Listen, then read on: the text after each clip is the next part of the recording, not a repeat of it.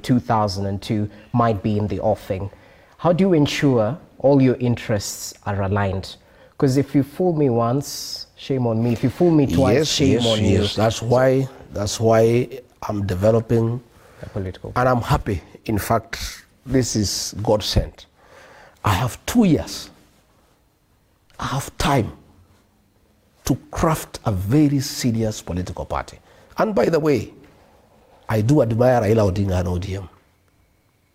We may have had problems with Raila Odinga, but give it to him. He crafted a very serious political machine that has been there for 20 years. Again, the quality of leaders that are elected at the ODM is admirable. In fact, I will be going to ODM for benchmarking. I must talk to Raila Odinga. I must ask him, Mzee, how did you craft this machine? How have you kept it going for 20 years? You know, ODM is admirable. So I have 2 years to craft a very serious political machine.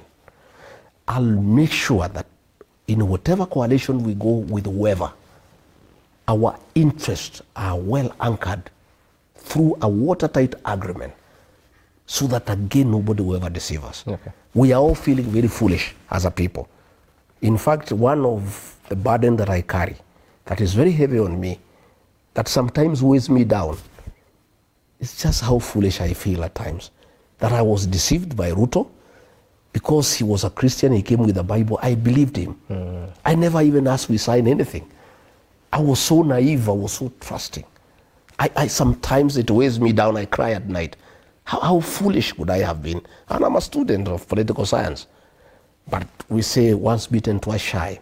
This time we'll be careful. I have very serious elders who advise me. I have very serious former civil servants who advise me. I have professionals, I take advice because I made wrong decisions and I sank my people into shame. I sank my people into desperation. God giving me another chance. I will not repeat that mistake. It's a commitment that I've given to my people that I'll be very, very careful in whatever arrangement I get into. It must be watertight. I must have very proper professional advice by lawyers, by people who have been in politics. Okay. And that consultation is going on day and night. You know, I sleep past midnight every day. I consult and I'll continue consulting.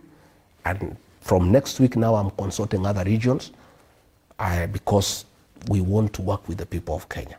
Forget about what people say that I'm tribal. You know, Roger, you know Rogers, eh? And don't say politics is local. Politics is local. Let me tell you.